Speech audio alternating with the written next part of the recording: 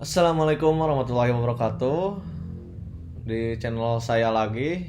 Perkenalkan, nama saya Jidan Muhammad Haki dengan NPM 2523 Jidan nama saya, kalau di Eja ada Z, ada I, ada D, ada A, ada N.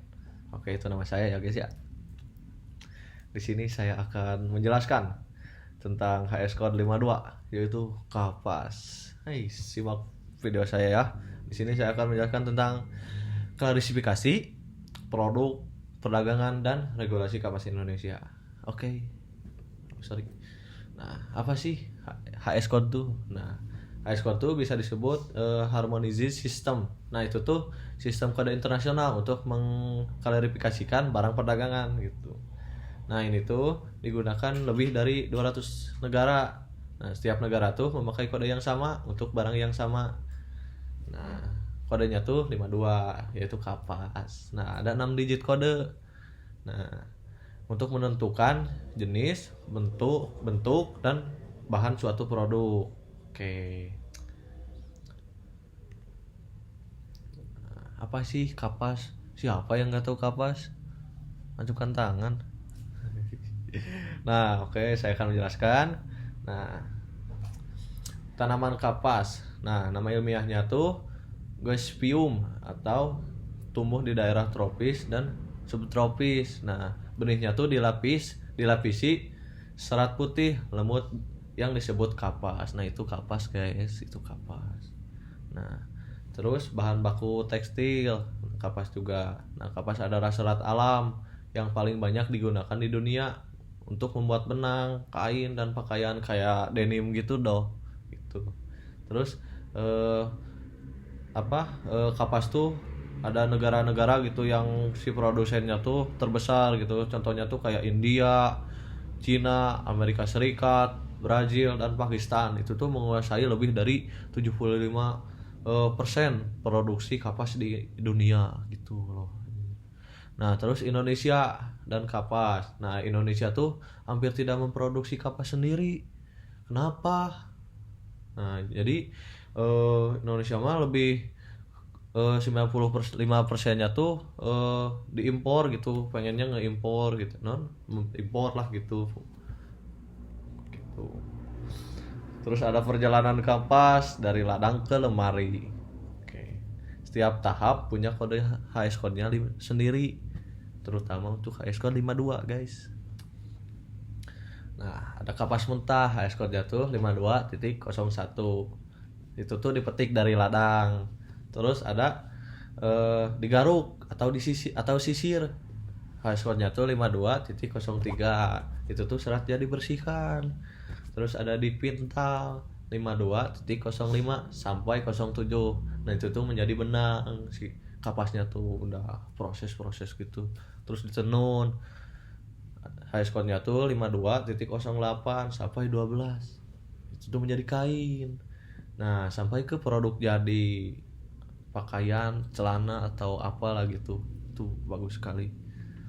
Nah, jadi makin tinggi tahap pengolahan, maka nilai jualnya juga makin tinggi. Nah, tarif bea masuk juga makin tinggi gitu.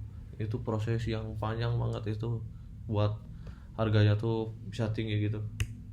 Langsung saja. Nah, ada sub pos dalam HS code 52. Ada 12 sub pos yang mengklarifikasikan kapas dari mentah hingga ke kain jadi.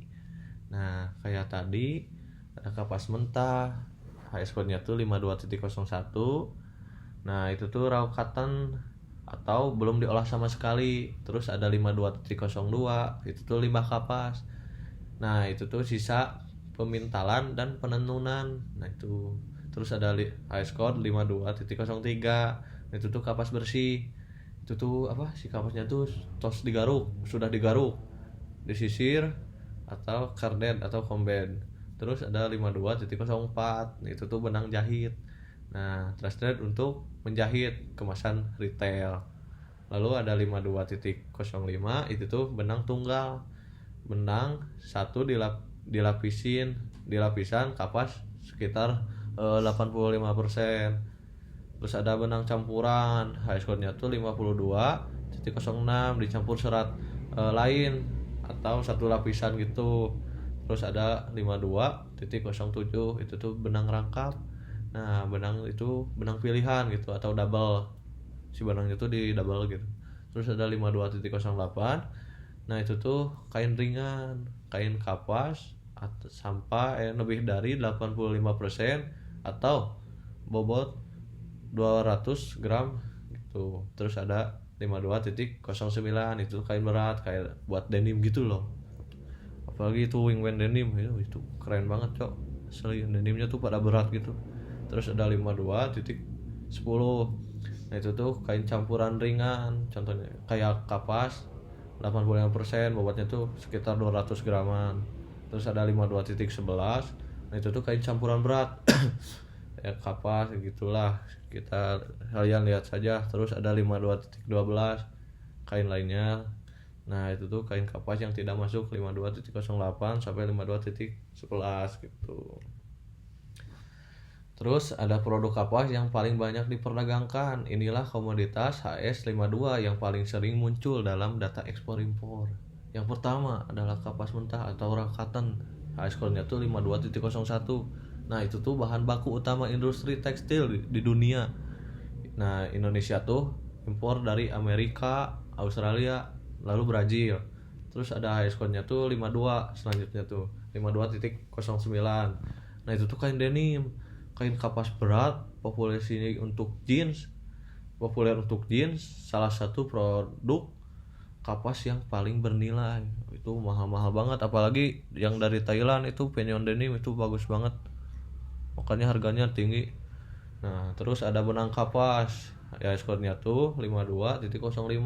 Nah benang hasil, nah itu tuh benang hasil pintalan kapas untuk industri kain, diimpor dalam gulungan besar gitu. Terus ada high score-nya tuh 52.08, yaitu kain katun. Nah kain kapas ringan untuk kaos, kemeja, spray, paling banyak digunakan untuk industri garment. Untuk itu tuh banyak digunakan untuk kita gitu, yang kita pakai sehari-hari nih. Terus ada benang jahit, high-score-nya tuh 52.04. Nah ini tuh untuk keperluan jahit, dijual dalam spool kecil di toko lain, kain. Oke. Terus ada 5 kapas, high-score-nya tuh 52.02. Nah itu tuh sisa produksi yang paling bisa didaur ulang menjadi serat regenerasi.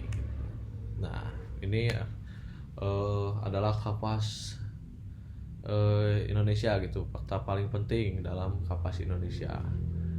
Nah si Indonesia tuh mengimpor barangnya tuh 90% sampai 95%, lebih dari 95%. Nah nilai impor kapas kita per tahun tuh 1,8 M, anjir gede banget ya teman-teman. Terus ada top 5 Indonesia, kapas terbesar Indonesia di dunia. Terus 650.000 ton volume impor kapas per tahun itu. Nah di sini bisa kita lihat. Nah nilai impor kapas Indonesia. Nah bisa lihat. Nah di tahun 2022 itu tuh terjadi peningkatan impor kapas gede-gedean, itu sekitar 2.100, anjir gede banget ya teman-teman. Bisa dilihat. Nah itu tuh. Nah lanjutnya Amerika Serikat itu adalah pemasok kapas terbesar, nomor 1 di Indonesia itu Amerika. Terus Australia, kualitas tertinggi, hubungan dagang kuat. Terus ada Brazil, volume besar, harga kompetitif. Nah tujuan impor tuh industri spinning dan weaving dalam negeri. Terus ada tarif bea masuk ke ekspor 52. Nah semakin tinggi pengolahan maka semakin tinggi tarif bea masuknya gitu. Nah itu ada kapas mentah, limbah kapas dan sebagainya. Nah ini sangat tinggi gitu. Yang udah diproses itu maka semakin tinggi gitu tarif beanya. Oke. Nah terus ada peluang dan tantangan, analisis kondisi kapas Indonesia saat ini. Nah peluangnya tuh permintaan garment global naik. Nah itu peluang kita, industri garment Indonesia terus berkembang pesat, mendorong kebutuhan kapas. Terus lalu pasar kapas organik. Nah, tren sustainable fashion membuka peluang kapas organik bernilai tinggi. Terus ada FTA dan RCEP. Nah, itu tuh perjanjian dagang memberi tarif lebih murah untuk impor kapas berkualitas. Terus ada hilirisasi industri. Nah, peluang ini membangun industri pemintalan lokal yang bernilai tambah tinggi. Nah, tantangan yang kita hadapi di Indonesia tuh yaitu ketergantungan impor sekitar 95%. Aduh, itu gede banget ya. Nah, Indonesia tuh hampir tidak bisa memproduksi kapas sendiri karena iklim dan lahan kurang gitu, iklim sama lahannya tuh.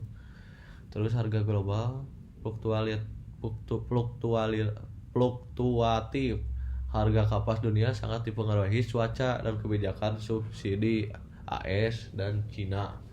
Terus ada persaingan serat sintetis. Nah, itu tuh kayak polyester itu lebih murah dan banyak menggantikan kapas di beberapa segmen. Terus ada isu lingkungan. Nah, kapas konvensional, boros air, dan pestisida atau tekanan regulasi global meningkat. Nah, jadi kesimpulannya tuh Aron HS Code 52 tuh mencakup semua produk kapas dari serat mentah, terus HS Code 52.01 hingga kain jadi 52.12, maka diolah jadi semakin tinggi si kodenya, semakin mahal juga. Nah, terus ada Indonesia adalah importir besar kapas. Nah, kita importir lebih dari 95% kebutuhan kapas. Lalu kebutuhan kapas 1,8 M per tahun karena iklim Indonesia tuh kurang cocok untuk produksi kapas dan kapas skala besar. Lalu tarif proteksi bertahap. Nah, kapas mentah 0% bea masuk. Terus dukungan industri kain menjadi 10%, dari 10% sampai 25%. Lindungi produsen lokal, ini menjadi kebijakan yang cerdas. Terus ada peluang masih terbuka. Nah, itu tuh garment ekspor Indonesia terus tumbuh. Kunci sukses impor kapas murah atau olah menjadi produk bernilai atau ekspor ke dunia gitu. Oke, terima kasih yang sudah menonton. Mohon maaf bila ada kesalahan karena saya juga masih belajar, kita masih belajar. Terima kasih yang sudah belajar bersama-sama. Oke, langsung saja kita tutup. Assalamualaikum warahmatullahi wabarakatuh.